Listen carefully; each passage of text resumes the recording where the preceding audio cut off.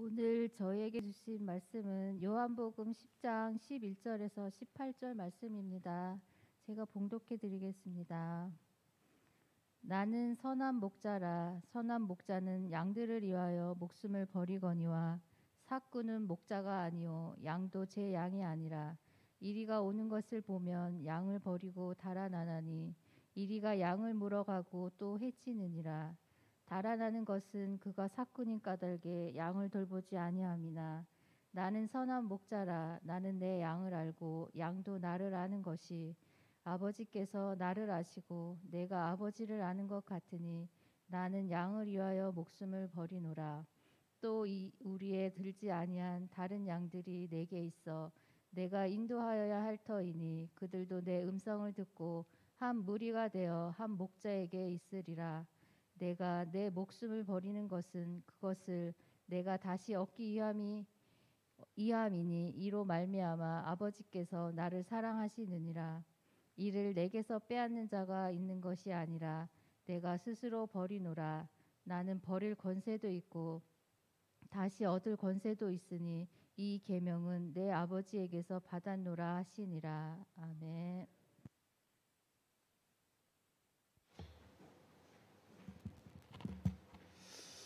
할렐루야. 오늘 12월의 첫째 주일 이렇게 거룩한 주님의 날 함께 하신 모든 분들에게 주님의 큰 은혜가 함께 하시길 축복합니다. 한 주간 동안 평안하셨지요? 날씨가 많이 추워졌는데 그 속에서도 이렇게 또 오늘 우리 연로하신 장로님 또 권사님들 함께 예배할 수 있다는 것이 이것 자체가 은혜입니다. 사람은 겪어봐야 안다라는 말이 있습니다. 우리가 많은 사람들을 만나지만 참 겪어봐야 하는 것이 많은 것 같아요. 처음에는 첫인상도 좋고 호감도 있고 그래서 이 사람 괜찮은 사람인가 보다라고 같이 이제 지내다 보면 전혀 딴판인 경우들이 있어요. 뭐 이런 사람이 다 있나 싶은 사람이 있고, 반대로 처음에는 별로 매력이 없어요. 내 타입이 아닌 거야. 근데 지내다 보면 와, 이 사람 진짜 진국이네. 또 그렇게 호감이 가는 사람이 있습니다. 지극히 개인적인 이야기이지만 제가 사람들을 이렇게 만날 때 그 사람에 대해서 그 사람의 성격이나 또 인격이나 됨됨이를 제 나름대로 짧은 시간에 파악하는 방법이 두 가지가 있어요. 저에게 그게 뭐냐면, 하나는 함께 일을 해보는 거예요. 또 하나는 뭐냐면 같이 여행을 해보는 거예요. 지극히 개인적인 생각이고 제 어떤 기준이긴 하지만 짧은 시간 안에 같이 그 사람을 파악하는데 그보다 좋은 게 없더라고요. 전에 익산에 있을 때 어느 그 교회에서 이제 사역하시는 그 노처녀 전도사님이셨는데 학교에서 대학교에서 이제 교수도 하시고 하는 분이었어요. 교회에서 만날 때는 참 괜찮아요. 성실하고 좋아 보였어요. 그런데 한 번은 중국에 이제 단기 비전 트립을 가서 함께 이제 시간을 보내게 되었는데 제가 깜짝 놀랐어요. 아니, 이분이 이런 분이었나 하는 걸 느낀 거죠. 여행을 해보면 그렇더라고요. 또 함께 일을 해보면 그 사람이 어떤 가지고 있었던 인품이나 됨됨이가 이렇게 드러나는 것을 제 개인적으로는 그렇게 생각을 합니다. 그러나 우리 속담에도 있지만 10길 물속은 알아도 한 길 사람 속은 모르는 거예요. 처음부터 작정하고 덤비면 사실은 그 누구도 견뎌낼 수가 버틸 수 없어요. 그 속은 잘 모르는 거죠. 그래서 우리가 요즘에도 참 많이 배우고 똑똑한 것 같지만 그래도 여전히 사람들이 사기를 당하고 또 속는 걸 보면 참 사람 속은 모를 일입니다. 그래서 우리가 하나님 앞에서 기도해야 되는 제목이 있어요. 특별히 우리 자녀들을 놓고 기도해야 할 제목이 있죠. 늘 제가 말씀드리죠. 뭘 놓고 기도해야 돼요? 만남의 축복을 놓고 기도해야 돼요. 우리 특별히 자녀들 세상 물정 몰라요. 세상이 뭔지 몰라요. 우리가 경험하고 겪어봐야 되는 일들이기 때문에 아직 세상을 시작하고 세상 물정 모르는 우리 자녀들을 놓고 우리가 하나님 앞에서 분명히 기도할 것은, 하나님, 우리의 자녀들에게 만남의 축복을 주시옵소서. 기도해야 돼요. 시편 1편 말씀에 보면 복 있는 사람은 악인의 꾀를 따르지 아니하고 죄인의 길에 서지 않고 오만한 자의 자리에 앉지 않는다 그랬어요. 그래야 복이 있는 거예요. 그런데 친구 따라 강남 가는 거예요. 내가 그 자리에 앉고 싶어서 앉는 게 아니라 사람 만나는 사람이 그런 부류의 사람이면 나도 모르게 오만한 자리에 앉게 되고 잘못된 자리에 섞여 있다 보면 우리는 거기에 휩쓸릴 수밖에 없는 것이 우리의 연약함이 아니겠습니까? 여러분, 우리가 수많은 만남들이 있지만 또 만남의 축복을 받아야 되겠지만, 그러나 우리는 이미 이 세상 최고의 만남의 축복을 받은 사람들이다. 우리가 만난 그 어떤 사람들보다 우리에게 최고의 만남, 우리가 만난 최고의 사람, 그게 누구죠? 예수 그리스도이시다. 동의하십니까? 근데 만약 여러분들 마음속에 알긴 아는데 그게 실감이 나지 않습니다, 목사님. 그게 뭔 말인지 잘 모르겠습니다 라고 느껴지지 않는 분이 있다면, 사실 그것은 예수님에게 문제가 있는 게 아니고 예수님이 누구신지를 정확하게 여러분들이 모르는 거예요. 여러분, 예수님의 진면목, 예수님의 진가를 아시기 위해서 그 우리 예수 그리스도를 경험하시길 축복합니다. 그 예수님을 깊이 만나기를 축복합니다. 그래서 성경은 우리에게 예수님에 대해서 여러 가지를 이제 이야기를 해주고 있는데, 예수님의 다양한 그 예수님의 모습들을 표현하고 있는데, 그 중에 오늘 여러 가지 모습들 중에 가장 은혜가 되는 예수님에 대한 묘사는 이것이 아니겠는가? 바로 예수님은 우리의 선한 목자이시다. 선한 목자 되신 예수님. 오늘 말씀 속에서도 예수님께서는 당신의 입으로 자백하고 계시죠. 10장 11절 말씀, 나는 선한 목자다. 선하다는 말은 악하다는 말과의 어떤 반대가 되는 개념보다는 선하다는 얘기는 좋다는 얘기예요. 우리 예수님, 좋으신 그 예수님. 그래서 이 목자 되신 예수님에 대해서 이미 구약에서도 그렇고 신약에서도 그렇고 많은 우리의 신앙의 선배들도 이 예수님을 선한 목자로서 고백하는 그런 아름다운 대표적인 그런 표현인 것 같아요. 그래서 다윗이 우리 한국 교회 성도들이 가장 좋아하는 성경 구절 중에 하나가 뭐냐면 시편 23편이에요. 아마 많은 분들이 암송하고 있을 것 같아요. 여호와는 나의 목자시니 내가 부족함이 없으리로다. 그가 나를 푸른 풀밭에 누이시며 쉴 만한 물가로 인도하시는도다. 우리의 좋으신 예수님을 표현하게 될 때 그 예수님을 선한 목자로 우리가 표현하고 있지요. 이것은 우리만의 문제가 아니고 역시 오고 오는 모든 교회 속에서 우리의 신앙의 선배들도 그렇고 모두 다 예수님을 선한 목자로 그렇게 부르고 있어요. 고백하고 있어요. 그것은 그냥 입 바른 소리가 아니죠. 뭔가 느꼈기 때문이고 경험했기 때문이겠죠. 그런데 오늘 그렇다면 우리가 또 다시 한번 생각해 볼 건 뭐냐면, 왜 많은 신앙인들은 예수님을 선한 목자로 고백하고 있는 것일까? 선한 목자 예수님이라고 하는 건 도대체 어떤 의미를 가지고 있는 것일까? 오늘 두 가지로 생각해 보기를 원합니다. 첫 번째, 예수님이 선한 목자이신 이유는 그 선한 목자는 자신의 목숨보다, 자신의 생명보다 양을 더 사랑하기 때문이다 라는 것이죠. 오늘 말씀에 보면 예수님께서 선한 목자에 대해서 그 이미지를 부각시키기 위해서 사꾼 목자하고 비교를 시키고 있어요. 그런데 사꾼 목자에 대해서는 오해하지 말 건 뭐냐면, 우리가 기본적으로 워낙 부정적인 이미지로 사용되다 보니까 이 사꾼 목자를 그 정확한 개념을 조금 오해하는 부분이 있어요. 사꾼 목자는요, 악한 목자가 아니에요. 혹시 사꾼 목자 무조건 악해, 나쁜 목자야 생각한다면 그건 오해세요. 사꾼이란 말이 뭐죠? 사꾼은 일꾼이란 얘기예요.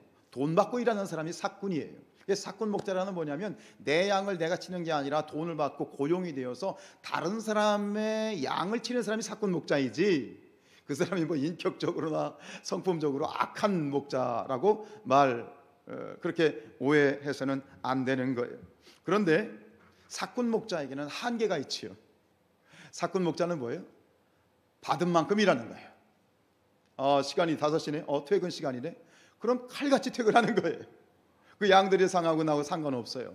사꾼 목자의 목적은 뭐예요? 뭐니 해도 머니인 거예요. 돈이 목적인 거예요. 양에 관심이 있기보다는 그냥 이 일을 통해서 내 생계를 유지하고 내가 가족을 부양하는 그 돈이 목적인 거예요. 그러나 이에 비교되는 선한 목자의 목적은 뭐다? 돈이 아니라는 거죠. 돈이 아니라 뭐예요? 그 양 자체가 목적이 있는 거예요. 그 양을 사랑하기 때문이지. 오늘 12절 말씀 같이 읽을까요? 시작. 나는 선한 목자라.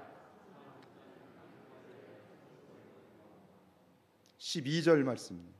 12절 말씀 시작. 삭구는 목자가 아니요 양도 제 양이 아니라 이리가 오는 것을 보면 양을 버리고 달아나나니 이리가 양을 물어가고 또 해치느니라. 우리네 세상은 철저히 give and take예요. 손해보는 장사 안 해요. 결국 이 삭군이라고 하는 한계는 뭐냐면 자신이 일한 만큼 그 내가 얻기를 원하고 그 이상은 마음을 가지 않아요. 이게 세상이죠. 오늘 우리의 세상이죠.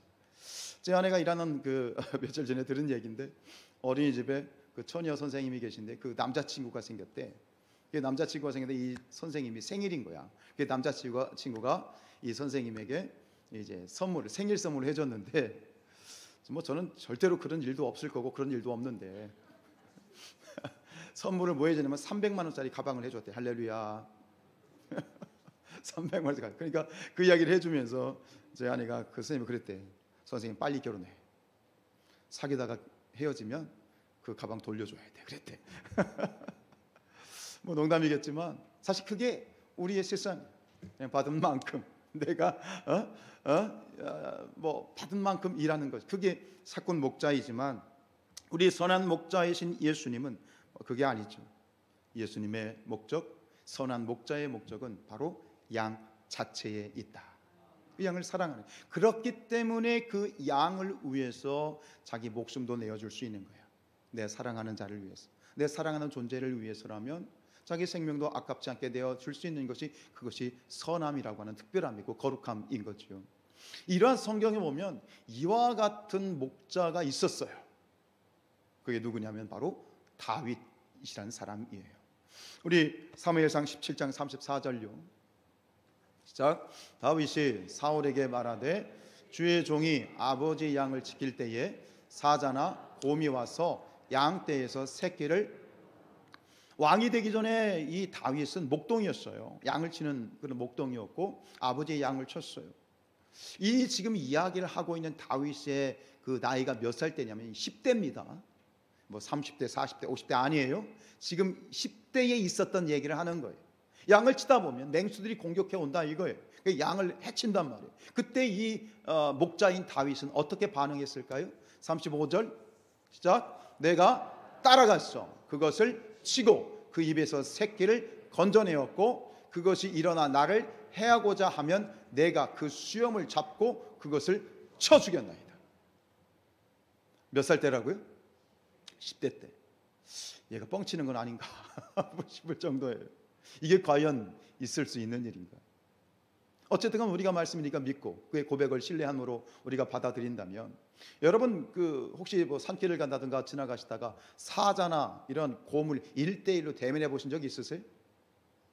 우리나라에는 그런 일이 거의 없지요. 근데 이렇게 등산을 가보면 그런 일이 있어요. 등산을 가면 산에 등산을 가다 보면 이 멧돼지를 주의하라는 그런 어떤 경고판이 있잖아요. 그리고 이렇게 둘러보면은요 그 길바닥이 막 그 산속이 헤집어져 있는 걸 볼 수 있어요. 그 메뚜기가 먹이를 찾느라고 막 헤집어 놓고 막 이렇게 들추어오는 것들이 흔히 볼 수 있거든요. 제가 언젠가 몇 달 전에 이제 계룡산을 등산을 이제 혼자를 가는데 보니까 그 멧돼지가 막 헤집어 놓고 가는 흔적들이 보이는 거예요. 근데 그걸 보니 갑자기 제가 무서워지기 시작하는 거예요. 내가 지나가다가 진짜 멧돼지가 나를 만나면 어떻게 할까? 저 나무를 붙잡고 기어 올라가면 될까? 아니면 저 바위로 튀어 올라가면 될까? 그러면서 막 마음이 얼마나 두려워지는지 올라가는 것도 힘들어 죽겠는데 막 뛰어서 막 도망갔다니까요. 그런 적이 있어요. 사자나 곰이 문제가 아니야. 멧돼지 한 마리, 아니 산속에서 개 한 마리만 만나도 굉장히 두려울 것 같아요. 근데 지금 이 다윗이 뭐라고 얘기해요? 그 사자나 곰이 나타났을 때 가서 쳤다는 거예요.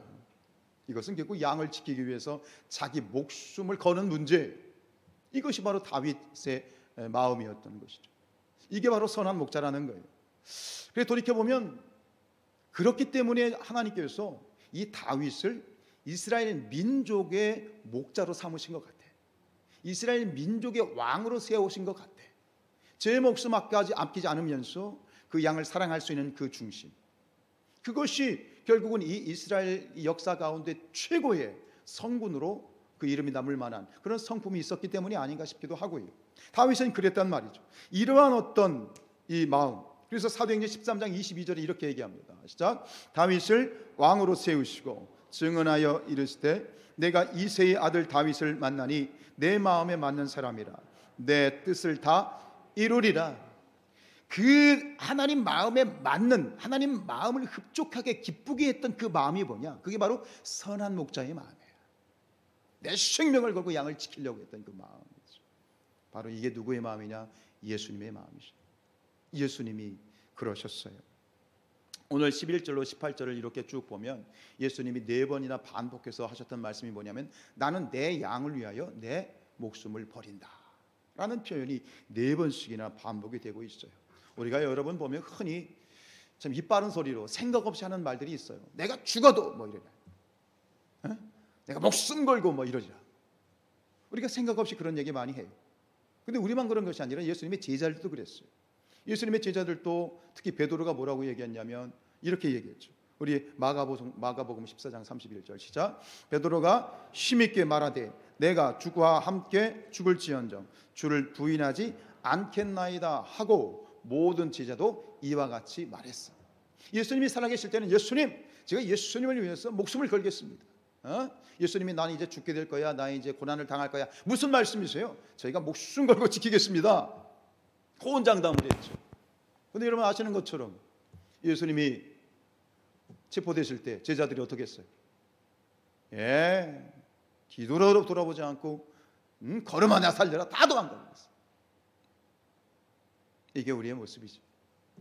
그러나 우리 주님은 그런 분이 아니십니다. 주님은 우리를 위해서 당신의 목숨을 기꺼이 내어 주신 분입니다. 우리 남현희 권사님 기도하신 것처럼 바로 그런 이 예수님이시죠. 여러분 어느 강가에 사람들이 막 웅성웅성 몰려 있습니다. 무슨 일인가 봤더니 아이가 물에 빠진 거야. 그리고 사람들이 막 아유 어떻게 그냥 발만 동동거리고 어떻게 뭐 누구 하나 뭐 어떻게 뭐 하는 액션을 취할 수가 없는 거예요. 근데 그때 갑자기 어떤 남자가 용감하게 물속으로 팍 튀어 들어가더니 그 아이를 구해가지고 나오는 거야. 사람들이 와 멋지다 영웅이다 그리고 환호를 하는 거죠.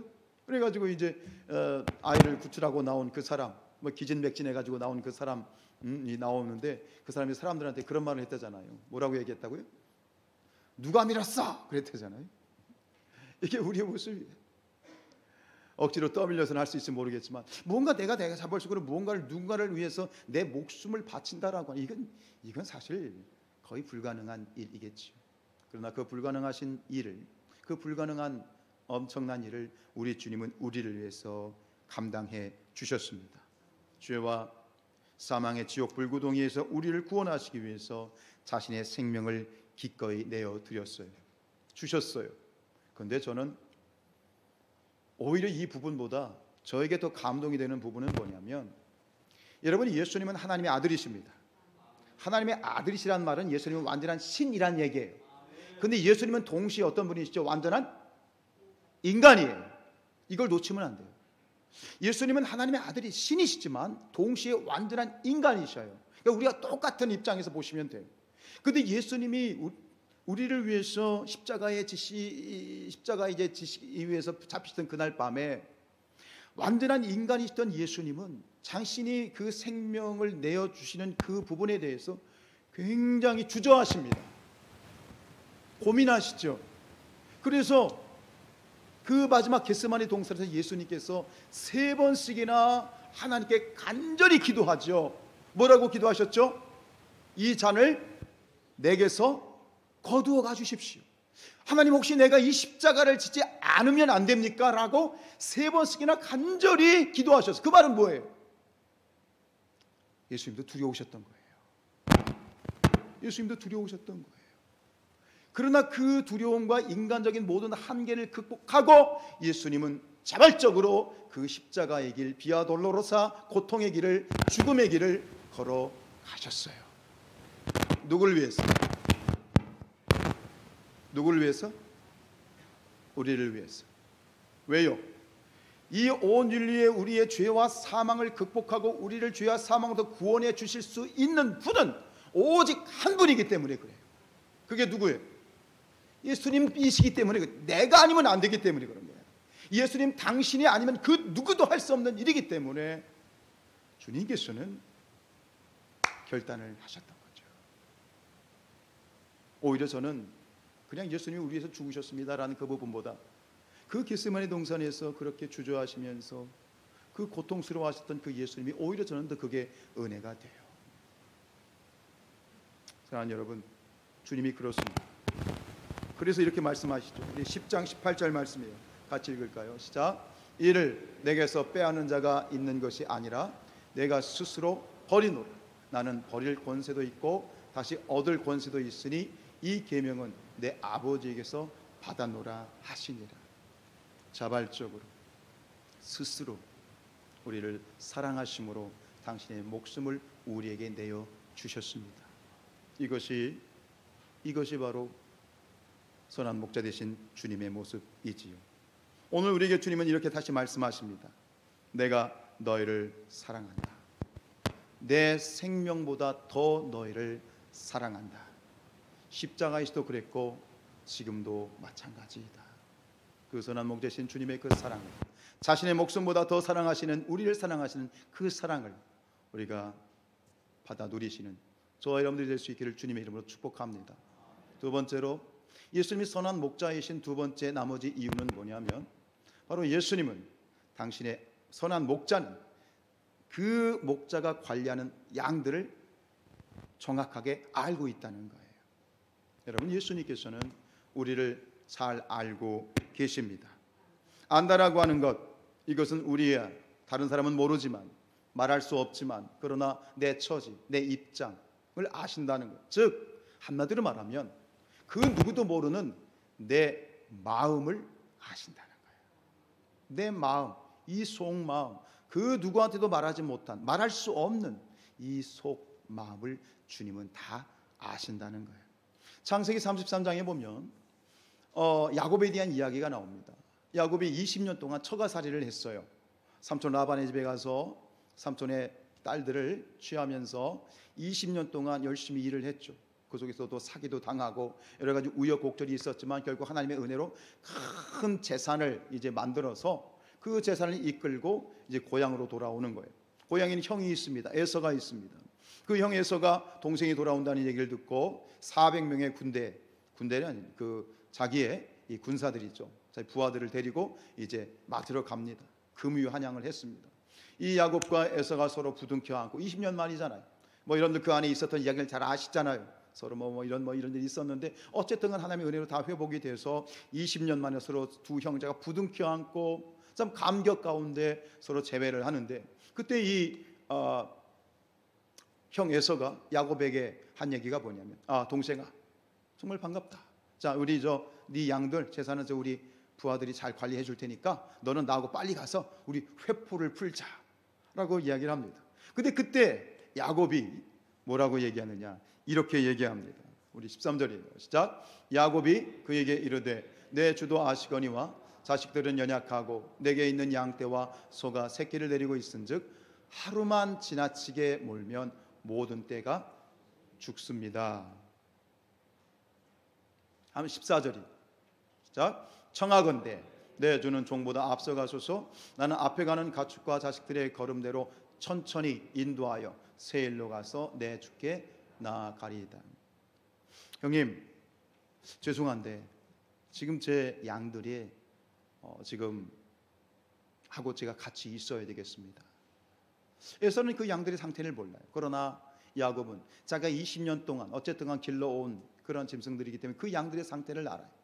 어떤 것들은 새끼도 있는 것이고, 지금 막 먼 길을 왔기 때문에 이거 잘못하면 다 죽을 수도 있는 문제고, 또 새끼를 뺀 양도 있는 것이고, 어떤 녀석은 엊그저께 뭘 잘못 먹었는지 막 설사를 하고 있고, 어떤 녀석은 며칠 전에 넘어져가지고 다리가 부러져가지고 기부스하고 있는 것이고, 이 모든 상태를 알고 있으니 그냥 그들을 내버려 두고 지금 형을 만난 것도 반갑고 회포를 푸는 것도 너무 감사한 일이지만 지금 당장은 내 저 양들을 먼저 지키는 것이 그것이 우선입니다. 그러면서 이렇게 형에게 부탁을 하게 되어지는 것이죠. 결국은 이 양들은 다윗에게 야곱에게 있어서는 뭐예요? 그냥 짐승이 아니에요. 자기 자식과 같은 존재인 것이지요. 여러분, 선한 목자 되신 예수님께서는 저와 여러분들을 잘 알고 계십니다.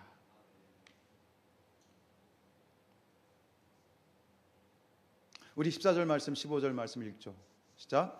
나는 선한 목자라. 나는 내 양을 알고 양도 나를 아는 것이 아버지께서 나를 아시고 내가 아버지를 아는 것 같다. 여러분, 주님께서는 여러분들 잘 알고 계십니다. 그런데 여러분, 근데 이 제 이야기가 실감이 되세요? 너무 크면, 너무 완벽하면 우리가 그걸 실감을 못해. 주님이 우리를 어느 정도나 아시는 것일까요, 도대체? 그 안다는 것이 어떤 의미일까요?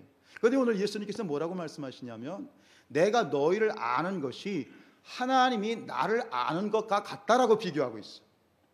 그럼 하나님이 예수님을 아는 것이 뭔지를 알면 되겠죠. 하나님이 예수님을 안다는 것이 어떤 의미일까요? 근데 이거는요, 신비예요, 신비. 성부, 성자, 성령 하나님 두 분이, 이 세 분이 삼위일체라고 얘기하잖아요. 즉 하나님이 예수님이고 예수님이 하나님이에요. 예수님의 생각은 누구의 생각이고 하나님의 생각이고 하나님의 생각은 예수님의 생각이에요. 이게 하나됨이에요. 이게 하나님이 예수님을 안다는 거예요. 근데 이것이 실감이 되느냐는 거예요. 이해가 되세요? 상상이 되세요? 대단한 분들이네요. 전 상상이 안 가요. 왜냐하면 이건 신비예요. 우리가, 여러분들이 아멘했지만 그 말도 맞지만, 예수님과 하나님 사이에는, 그 알매는 어떤 틈도 없고 어떤 간격도 없어요. 그냥 100% 아시는 거예요. 완벽하게 아시는 거예요. 근데 우리 인간 세상에는 서로 어느 정도는 알지만 이 관계가 100% 서로를 아는 관계가 있습니까? 없습니까? 없습니다. 우리가 살붙이고 사는 부부도 평생 살아도 모르는 구석이 있다는 거예요. 아니, 제가 그래요. 여러분들 모르겠어요. 여러분들 아니겠지만 저는 그래요. 평생 몇십 년을 살아도 이해를 못하는 부분들이 있어요. 우리가 친한 친구 절친이라고 그러죠. 절친이라 할지라도 틈이 있어요. 모르는 부분이 있어요. 이해하지 못하는 부분들이 있어요. 그렇기 때문에 사실은 하나님이 예수님을 알고 예수님이 하나님을 안다라고 하는 이 놀라운 신비를 우리는 경험해 본 적이 없기 때문에 몰라요. 어느 정도만 알 뿐이지. 사실 실감을 못하는 거예요. 그렇기 때문에 여기서 엄청난 놀라운 복음의 진리가 여기 담겨 있는 거예요. 무슨 얘기입니까? 이 세상에서 나를, 하나님이 예수님을 알고 예수님이 하나님을 아는 것처럼 그렇게 나를 정확하게 아시는 분은 오직 한 분밖에 없는 거야. 누구다? 예수님이신 거예요.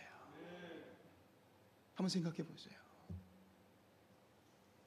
내 아내도, 내 남편도, 내 자식도, 내 부모도 모르는 부분이 있어요. 그러나 주님은, 예수님은 100% 나를 알고 계시다. 이게 복음인 거예요. 사랑하는, 이 세상 가운데에서 이 홍수가 나면 마실 물이 없는 것처럼 우리가 많은 사람들이 내 주변에 있고 만나고 있지만, 이 마음 툭 털어놓고 정말 속 시원하게 대화할 만한 사람 몇이나 되십니까? 많지 않은 것 같습니다. 아니, 오히려 찾아보면 정말 그런 사람이 있나 싶을 정도입니다. 사실 목회자는 더 그래요. 목사는 더 그런 사람입니다. 세상이 갈수록 이기적이고 계산적이고 인정이 메말라 가고 있어요. 그래서 때로는 내 마음을 몰라주는 것 같아서 외로움에, 남몰래 외로움에 눈물을 흘릴 때도 있고, 밀려오는 고독감 가운데 이 광활한 벌판 위에 나 혼자 서 있는 것 같이 그렇게 외롭고 쓸쓸한 그런 외로움에 참 고통을 삭혀야 되는 그런 때도 많이 있는 것 같습니다. 여러분, 이 외로움이란 문제 얼마나 힘이 들어요. 여러분들 다 참 멋있고 예쁘고 참 신사숙녀들 다 그렇게 앉아 계시지만, 사실은 우리 가운데는 마음 한켠 공허함과 외로움이 늘 존재하죠. 근데 여러분 아셔야 될 것이 있습니다. 이 외로움은요, 감정이 아닙니다. 이 고독은 감정이 아니라 질병입니다. 병이란 말은 뭐예요? 사람을 죽인다는 얘기예요. 그래가지고 놀라운 일이 있는데요, 2018년에 영국에서 한 명의 장관을, 그 부서를 신설을 해서 한 명의 장관을 세웠어요. 근데 그 만든 그 부처가 뭐냐면, 바로 장관이 뭐냐면 외로움 담당 장관이에요. 무슨 국방부 장관, 무슨 재무부 장관, 정치 장관이 아니라 실제로 좀 장난 같은 일일 수 있고 우스운 일일 수 있지만 영국에서는 외로움이라고 하는 부분을 담당하는 국가 장관을 세웠어요. 그만큼 쉬운 문제가 아니라 이 말입니다. 연구 결과에 의하면 이런 사회적 단절에 의한 정신적인 이 고통은 마치 매일 15개 비의 담배를 피는 것과 같아요. 즉 우리 안에 있는 외로움, 우리 안에 있는 이 고독이라고 하는 것은 15개 비의 담배를 피는 것과 같이 그렇게 해롭다라고 하는 것이지요. 뭐 혼밥, 요즘 혼술, 뭐 혼족, 고독사도 늘고 있고, 이 모든 문제들이 문화가 되었지만 이 문화 자체가 얼마나 비극적이고 안타까운 문화인지 모릅니다. 아이들은 아이들대로, 또 어른들은 어른들대로, 또 노이 어르신들은 어르신들대로 각자의 외로움과 고통과 그런 외로움 가운데에서 신음하고 있지요. 다른 사람은 몰라도, 저는 몰라도 하나님은 아십니다. 주님은 알고 계십니다. 주변에 사람이 많이 있지만 툭 털어놓고 이야기할 만한 그런 사람 흔하지 않습니다. 남편이 이야기를 합니다. 여보, 내년에 우리 2022년도에는 우리 가족들끼리 함께 여름에 같이 여행을 좀 가봅시다. 또 코로나가 좀 극복이 되면 좀 해외라도 가서 우리 가족들끼리 오붓한 시간을 가집시다.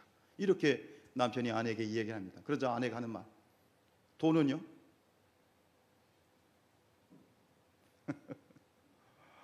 남편이 그래도 뭔가 가족들을 위해서 꿈을 세우고 비전을 세워서 이렇게 좀 한 얘기인데 아내가 하는 말 뭐라고? 돈은요? 남편이 이렇게 얘기합니다. 아니 당신은 내가 무슨 말만 하면 무슨 돈 그래? 아내가 이렇게 받아칩니다. 그럼 내가 돈 얘기 안 하게 생겼어요? 만약에 제 아내가 그러면 참 말하기 싫을 것 같아요. 이게 세상이죠. 참 힘든 우리의 일면인 것 같습니다. 오늘 우리가 함께 불렀던, 여러분들이 불렀던 찬양이고 또 우리가 함께 부를 찬양인데 누군가 널 위해 기도하네. 그 가사 중에 2절의 가사가 이렇습니다. 당신이 외로이 홀로 남았을 때 당신은 누구에게 위로를 얻나? 주님은 아시네 당신의 마음을, 그대 홀로 잊지 못함을. 여러분 기억하십시오. 아내도 남편도 자식도 혹은 부모님도 내 마음을 몰라줄지언정 분명히 기억하실 것은 우리 주님은 여러분들의 마음을 아십니다. 그리고 주님은 우리를 위해서 기도하고 계시고요. 여러분 이럴 때에 정말 외롭고 힘들 때 다른 곳에 가지 마시고 주님 앞에 나오십시오. 선한 목자 되시는 예수님, 우리를 푸른 풀밭과 실만한 물가로 인도하시는 선한 목자 되신 주님 앞에 나오셔서 기도하십시오. 주님께 고백하십시오. 주님 외롭습니다. 힘이 듭니다.